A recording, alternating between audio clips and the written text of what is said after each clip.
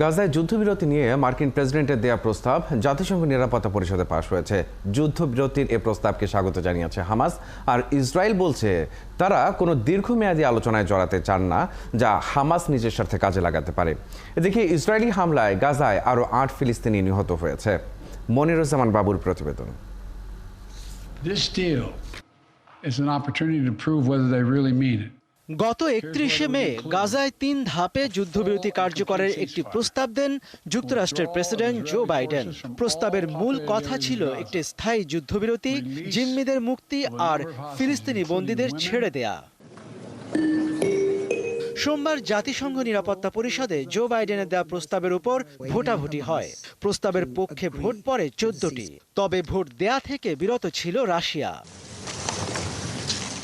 Israel ও হামাসকে অবিলম্বে যুদ্ধবিরতির প্রস্তাব মেনে নেওয়ার আহ্বান জানিয়েছেন যুক্তরাষ্ট্রের প্রেসিডেন্ট জো বাইডেন। এদিকে নিরাপত্তা পরিষদে পাশ হওয়া যুদ্ধবিরতির প্রস্তাবকে স্বাগত জানিয়েছে হামাস। এক বিবৃতিতে সংগঠনটি জানিয়েছে কিভাবে যুদ্ধবিরতির শর্তগুলো বাস্তবায়ন করা যায় সে বিষয়ে মধ্যস্থতাকারীদের সঙ্গে তারা কাজ করতে ইচ্ছুক। প্রস্তাবটিকে স্বাগত জানিয়েছে ফিলিস্তিনি কর্তৃপক্ষ।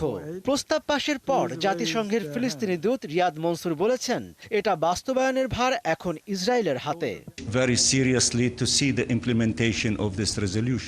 সব ফিলিস্তিনি এটাকে স্বাগত জানাচ্ছে। যত দ্রুত সম্ভব ইসরায়েলের পক্ষ থেকে এটা বাস্তবায়ন করতে হবে।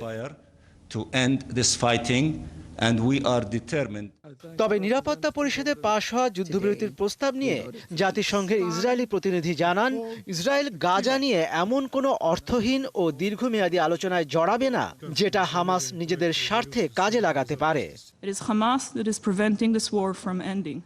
এদিকে মধ্যপ্রাচ্য সফরে থাকা মার্কিন পররাষ্ট্রমন্ত্রী অ্যান্টনি ব্লিংকেন এই প্রস্তাবে রাজি করাতে হামাসের উপর চাপ দেওয়ার আহ্বান জানিয়েছেন। ইসরায়েলি প্রধানমন্ত্রীর সঙ্গে বৈঠকও করেছেন তিনি।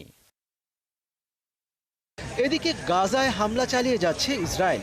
গাজার উত্তরে দারাজ এলাকায় একটি অ্যাপার্টমেন্টে ইসরায়েলি হামলায় শিশুসহ অন্তত ৮ ফিলিস্তিনি নিহত হয়েছেন।